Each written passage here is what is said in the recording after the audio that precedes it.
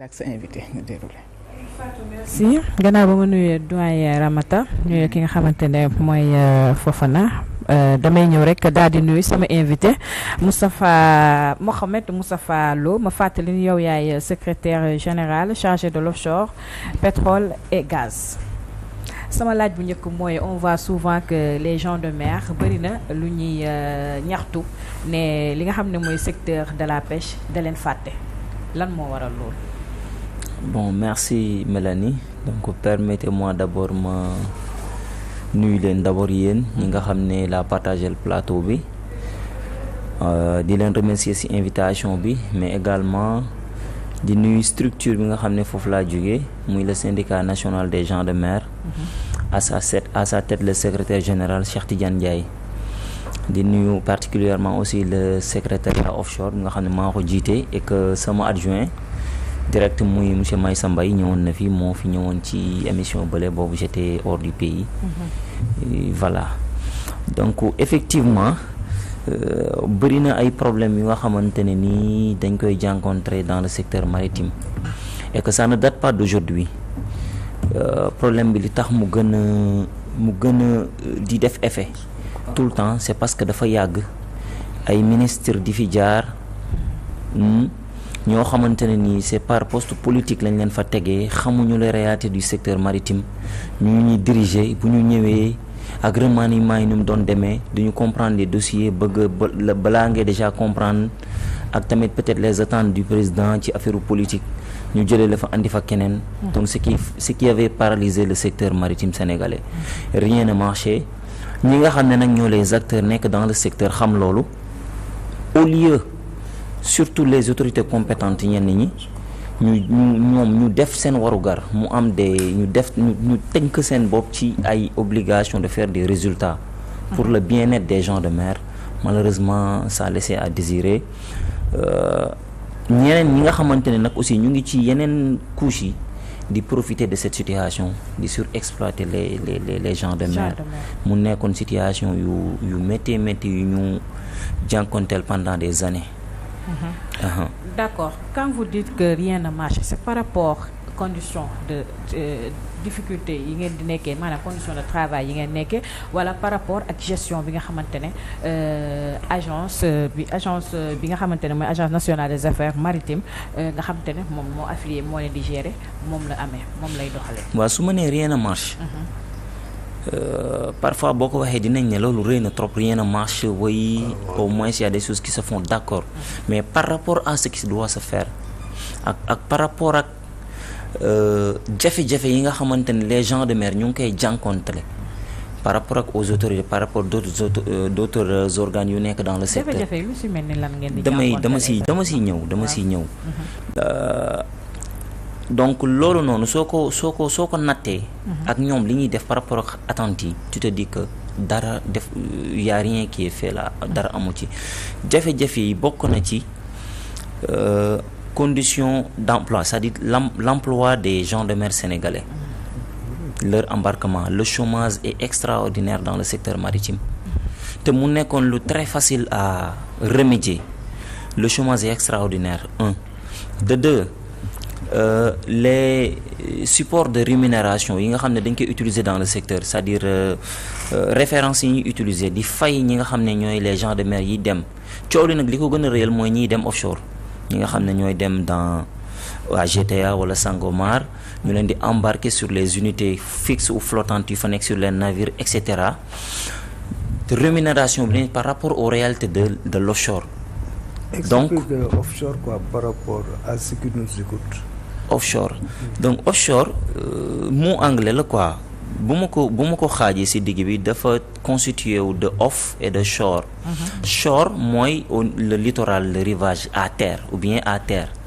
Ce qui se passe à terre soo ko jëlee ci maritime bi donc soo nee shore mooy li activités yi ci déroulé à terre mais off shore day éloigné wu d'accord donc c'est loin des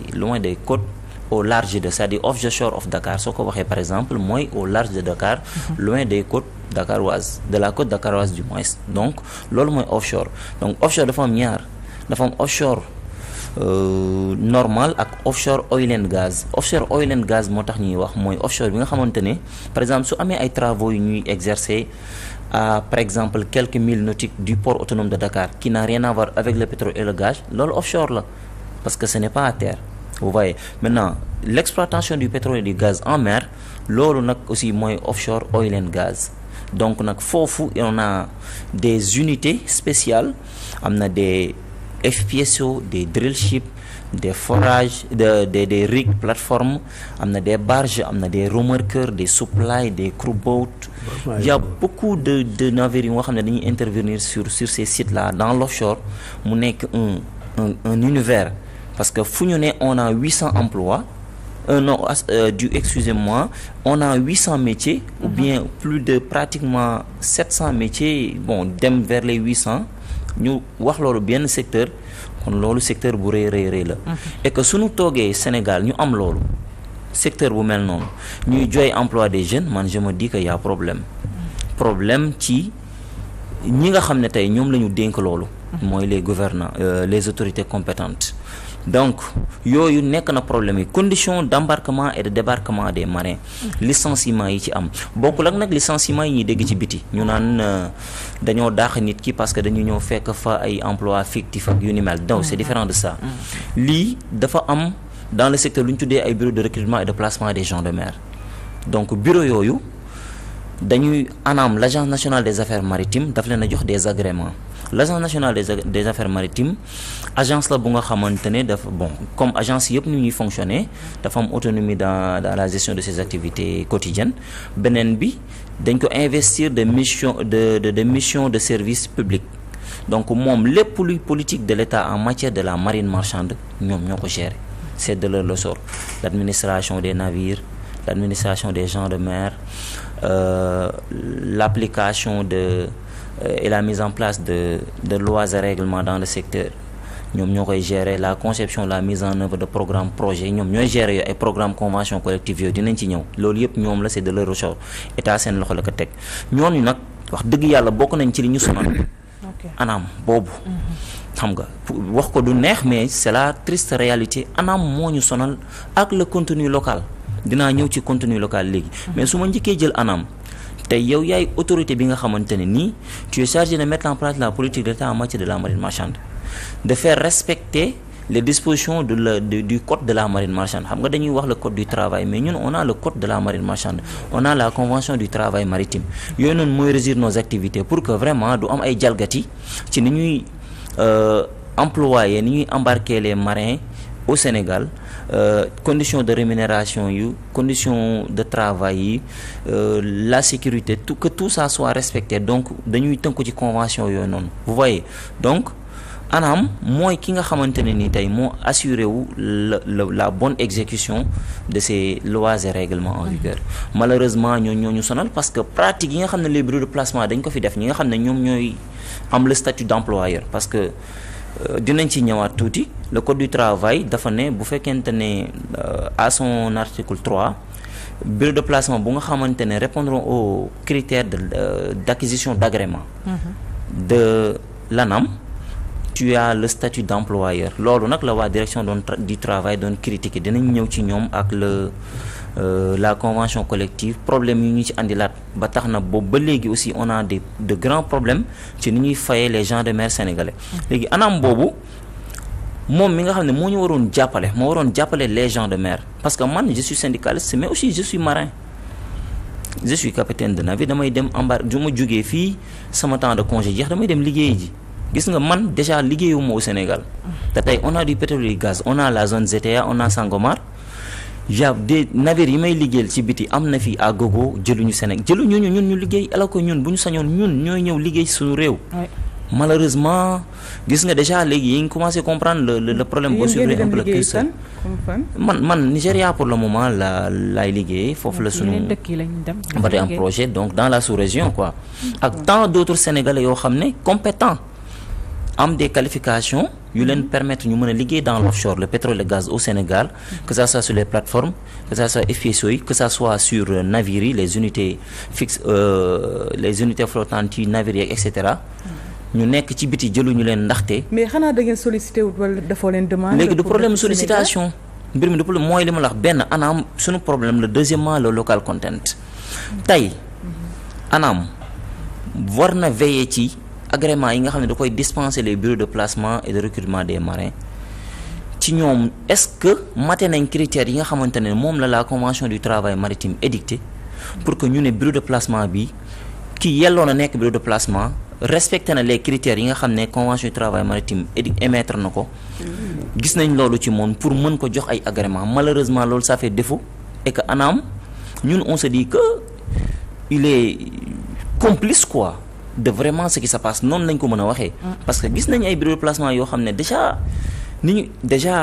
ils ont des problèmes les contrats yi ñuy offrir aux gens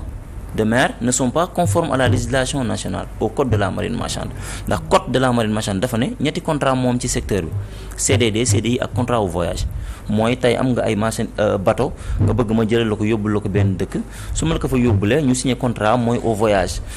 bi laay assuré bu ñu eggee ba port ba ñu egg ma accostel la ko lépp ñu assurer les formalités jeex na da nga may jëlal billet d'avion ma ñibbisiwaat contrat bi fa lay am loolu ça existe dans le domaine maritime yàlla CDD CDI comme ni ngeen ko xamee léegi nag ay bureau de placement boo si jëlee kenn comme Top Work da ko def Top Work dañ koy jël moom def na ko récemment am na des gens de mer yu mu embarqué si Sangomar contrat de travail temporaire la leen di defal de projet muy violation flagrante du code de la marine marchande imaginez ñetti type de contrat la code bi wax yow nga signé nit ki ay contrat temporaire de travail temporaire de projet gis ngeen violation yooyu benn te loolu yëpp ANAM mi ngi xool parce que moom moo ko jox agrément ndax adama yi day am redevance yooyu fay annuellement ñu jox la sa agrément nga constituer société de recrutement et de placement maintenant où est le suivi de leurs activités de leurs pratiques tey y en a pas pour dire la vérité dañ leen a bàyyi ak lu leen neexee bureau de placement yi di def leen neex pour wax ne nag aussi effet bi dafay remonter ci régime sortant bi ndaxte bi fi ñoom Macky Sall nekkee ñëpp gis nañ ne pratiquement yoon amatul ci réew mi ndaxte benn li ñu gisoon ñun man personnellement li ma jàpp ne yoon amatu fi woon mooy waa ji bëggoon na 3e mandat coûte que coûte léegi lépp lu koy yàqal loolu day jëm def le tout en sorte que neexal la ba loolu du ci am. donc baal ma rek ci loolu baal ma leeral loolu. léegi laisser-aller dafa amoon dans le secteur totalement. ku nekk di def lu la neex bureau de placement yi di profiter di embarquer les marins di leen débarquer à travers amul benn convention collective boo xam ne mën nañ ko téye. ndax bi fi amoon dafa am la direction du travail jug nañ le ministre des mines et de l'énergie jugoon nañ ministère bi au temps ñoom ñu ne salaire yi ñu defar nii la waa ANAM defar ak ànd ci ak les bureaux de placement les associations de marins ak compagnie fi nekk ak beaucoup de personnalité dans le secteur maritime ñu def ko ñu ne salaire yii nii c'est trop pour ñu koy fay nit muy dem géej di tudd ay yenn rémunération naan lu tax ñuy fay nit diw temps te muy dem géej ñu koy fay lii kese alors que ñoom réellement ils ne connaissent pas les réalités du secteur maritime tey soo jëlee impôt et domaine jël trésor jël douane rémunération yi fa am ay fonds communs ba léegi sax greffier ils ont des fonds communs kan moo ci wax c'est beaucoup d'argent mais ñun aussi on nous doit ces rémunérations là peut-être ak ces conditions là on doit cela à la réalité du secteur maritime yéen ñii kuñ ci jëloon tey dugal la ci bateau contourner île des Serpents commencer jël cap vers le nord mal de mer bi ba la rey ngay wàccu ñu andi la waat port de Dakar di nga ne non ñii lu ñu leen fay jar na ko pour dire la vérité. mais par rapport ak situation bi ngay wax ak yenn jalgat yi nga xamante ne yaa ngi koy tudd ne anam maanaam ñu ngi koy doxalee. la nouvelle ministre de la pêche ki nga xamante ne mooy Fatou Diouf xanaa moom elle n'est pas au courant de ce qui se passe actuellement vu que anam mooy point focal entre ministère bi ak yéen nga xamante ne ñooy. ñun on se dit que peut-être elle n'est pas au courant parce que wax dëgg yàlla.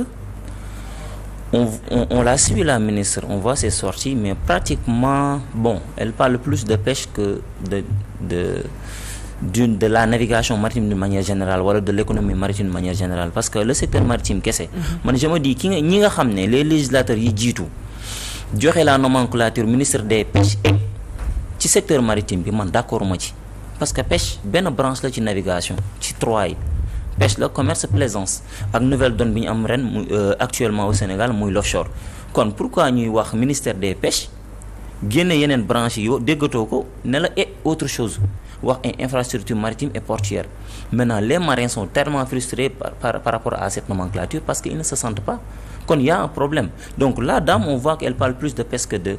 l'économie maritime, de ces problèmes réels dont on aimerait l'entendre parler malheureusement. Mais est-ce donc, que le syndicat, vous avez essayé d'être en contact avec elle? Bien sûr. Pour bien sûr. Dès qu'elle a été nominée, dañu bind déjà une lettre de félicitations, exprimer notre besoin de la rencontrer, discuter des problèmes du secteur. Parce que kenn gënuñu yelloo ñun ñu toog ak moom en tant que syndicat waxtaan ak moom boo ñëwee ci nekk man su ma nekkoon ministre de tutelle franchement ci réew mi ma gis le syndicat national des gens de mer je ferai tout pour les recevoir pour parler avec eux. Ma nekk directeur ANAM récemment nommé ma gis correspondance su syndicat national des gens de mer ma xam ne ñii ils défendent les intérêts des gens de mer, les intérêts matériels moraux. Nous solliciter à me rencontrer pour discuter des problèmes ñu ne la des problèmes du secteur et probablement proposition de solution pour man war nga mën a flexible rencontrer ñu régler les problèmes. Malheureusement on se dit que moom yëgul loolu pour dire la vérité. Pour wax ne Mélanie gis nga yi ñuy foowee dans le secteur maritime là c'est très sérieux. Gis nga secteur bu nga xamante ne dañu ne 90% du commerce mondial ou bien des échanges mondiaux de marchandises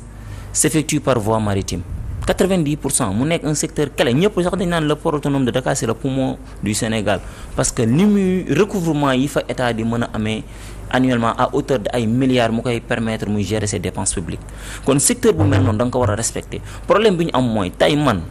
j'ai pas fait le journalisme tey jànguma droit tey jànguma santé. Man navigation maritime lañ ma jàng les sciences nautiques laa jàng dawal bateau laa xam géej laa xam gérer maritime la ñu xam ñun ñu jël ma tey yóbbu ma ministère de la santé def ma fa directeur de la santé man loolu du problème ci ñoom ñu nit loolu la ñuy souffrir. Secteur maritime bi on a besoin qu'on implique les officiers supérieurs de la marine marchande, les officiers kenn gënul yelloo ñoom ñu jox leen ko. Tey lan la ñu gis justice. On suit l'actualité. On a vu que la justice, on a donné ça aux hommes de justice. Ñoo xam ne des magistrats ñu jàng droit xam ko pratiquer ko. Doyen mi ngi wax léegi rek 38 ans d'exercice du ministre de la justice. Donc loolu noonu boo ko defee ñu jël jox la secteur jox la ministère boobu pour man di nga mën a doxal. Je n'ai rien contre docteur Fassou Diouf non mais quand même on manque parfois de capital humain ci côté secteur maritime pour diriger les instances. ci instances décisionnelles yi ñu am leen fa pour vraiment affaire yi marcher mais on voit que depuis très longtemps dañuy andil des gens yu nga xam ne ils ne savent absolument rien du secteur maritime. Ils ne parlent que de licence des pêches voilà de la pêche artisanale les gaalu looco comme ça yooyu lañ ñuy waxal après jeex na quoi. C'est-à-dire le domaine maritime, la navigation maritime dafa dem au-delà de pêche kese. Bien vrai que c'est l'activité originelle pêche la ñu xamoon ci géej. Donc géej ñëpp dañ daan napp ñëw amul woon leen lu ñu ci daan def mais avec la modernisation avec le développement avec les changements trucs il y a beaucoup de choses ont changé ba ñu dem ci ba yeneen activité di am en mer kon pour wax ne fii l'emploi le chômage des jeunes état bi su ko bëggee réussir wala bu réussir sur un grand pourcentage mën na nekk dans le secteur maritime particulièrement offshore pétrole gaz bi parce que 800 métiers imaginez ñaata jeunes nga mën a dugal imaginez rek nga former 800 jeunes ku ne nga teg ko ci benn métier et métier bi ñaata jeunes la soxla at kon on a 2 sites pour le moment on a 2 sites on a GTA on a Sangomar bu nekk bu jëlee les compétences yi nga xam ne am nañ ko par rapport au métier les spécialistes dinañ dem ba sénégalais dañu am problème mu main d'œuvre dinañ ne amatuñu ay gens de mer sénégalais yoo xam ne am nañ les qualifications de compétences pour ñu jël leen ñu liggéey parce que ñëpp jël nañ leen le marché de l'emploi a tout bouffé ba ñuy jëli ñeneen wala ñeneen nekk yeneen domaine ñëw def une formation familiarisation pour mën a liggéey en mer. D'accord ci offshore boobu sax la ñuy des daal di wax ci convention collective bi déjà bëggoon a xam rek naka nga gisee li nga xamante ne mooy avancé yi nga xamante ne jot na am ak ci convention collective bi nga xamante ne c'est déjà en vigueur au Sénégal soit avancé wala ak ay failles déjà ce point de vue que pensez-vous de ça? Voilà convention collective amoon na président Macky Sall demande à ce que ñu suspendre ko ci problème yu amoon ci ne salaire yi waruñu ko fay ñi di dem géej dafa ëpp alors que dañoo may référence dañoo am ay références yoo xamante ne nii moom la ñuy puiser les données yi ñuy jël émettre ko pour pouvoir calculer les salaires yi ñu war a fay les gens devant travailler en mer. ñu def lépp ba mu jaar yoon ñu impliquer toutes les parties prenantes du secteur marine tous les spécialistes ñu def loolu bi ñu ko defee génne ko am ñu taxaw fële di ko critiquer par man d'accord naa tey parce que problème bi amoon na du temps de Ablaye Wade ñu ne les bateaux de commerce là yi Cosomar di gérer muy dem Dakar Ziguinchor ñu ne du ñu leen fay salaire yi nga xamante ne ñoom lañ doon réclamer te pourtant bu dee des étrangers dañuy jógee fële ci àll bi ñu andi leen ñu dawal ñu gaal yi salaire yooyu lañ leen fay wala lu ko ëpp Ablaye Wade ne paye ses salaires il a été un bon arbitre. Pourquoi Macky Sall n'a pas fait ça bi pression bi amee ñu ne ñi duñu leen fay convention bi dafa ëpp ci ñoom Macky il devait être arbitre mu woo les différents ministères concernés ku ci ne nga woo say nit pour ñu défendre la convention malheureusement amul moo waral anarchie bi am actuellement da ngay gis bureau de placement boo xam ne day fay yenn monnaie benn salaire dem ba ci biir ne da koy wàññi dem ba ci biir te contrat bi jeexagul mu ne dañuy wàññi woy parce que convention amul woy parce que mu nekk ay pratiques yu ñaaw a ñaaw sous le regard observateur de l'ANAM kon yii nii ay jafe-jafe la yu ñuy subir dans le secteur maritime actuellement nii donc ANAM bu ñu dimbalee ci côté boobu def leur travail pour man yii nga xam ne mu ngi am dans le secteur Mélanie. waaw voilà Mélanie. waa ñu ngi jéggalu donc di jéggalu